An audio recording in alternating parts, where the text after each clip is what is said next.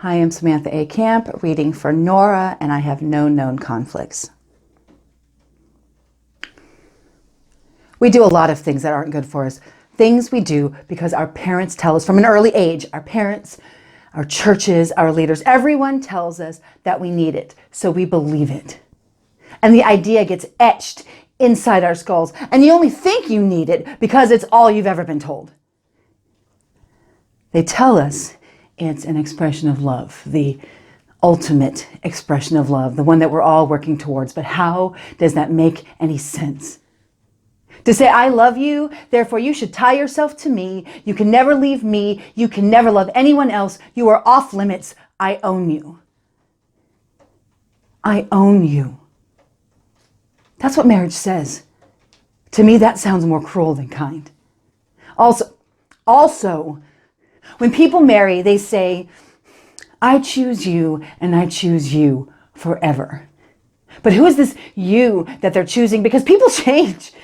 Over time, people change into different people. So how can you say that I want to be with this person when this person is not going to be this person 3 or 5 or 10 years from now? But there you are, committed forever till death, stuck.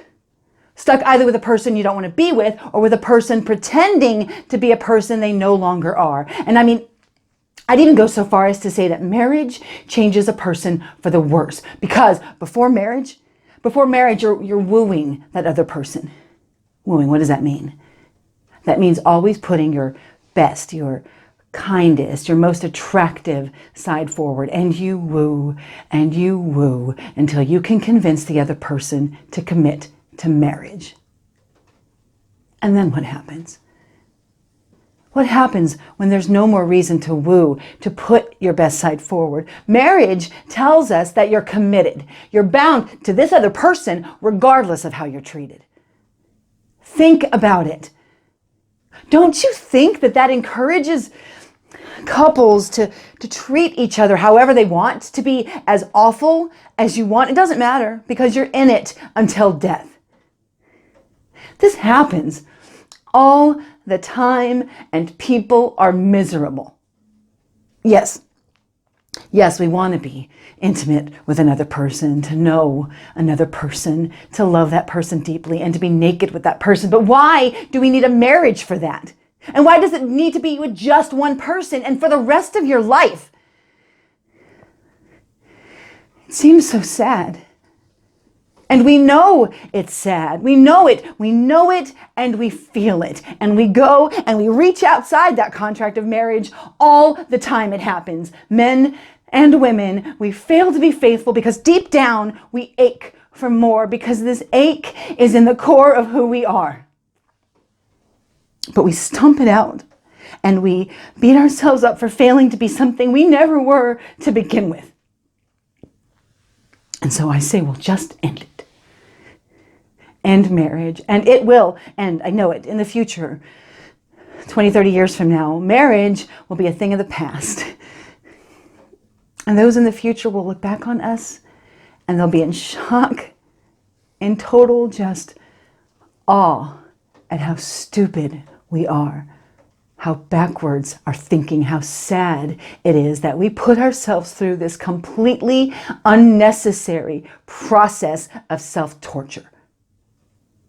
20, 30 years from now, people will have many spouses in a life, even many spouses at once. There won't be a line drawn between couples, and there won't be jealousy because there won't be anything to be jealous of. When I left here, Torvald, 15 years ago, the first thing I did, because I had nothing, no home, no family, no money, was I went and lived in a boarding house.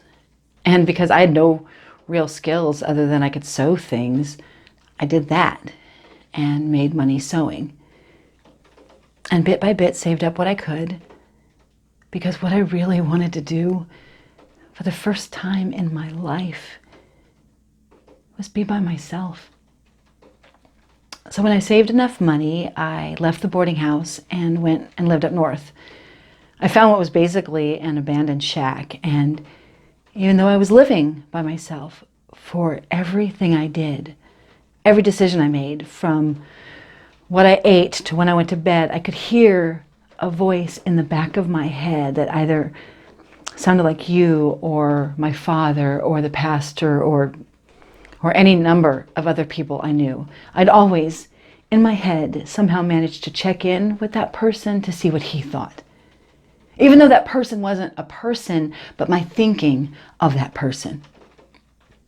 And so as long as that continued, I had decided that I'd live in silence, not speaking and avoiding the speaking of others.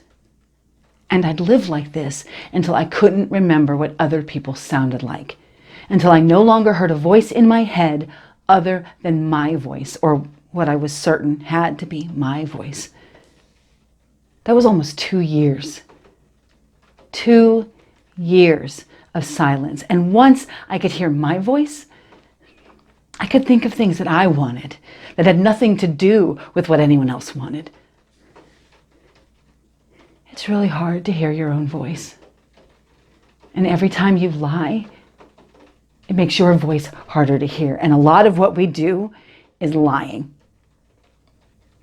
Especially when what we want so badly from other people is for them to love us. So I find that I'm best, that I'm my best self if I'm by myself.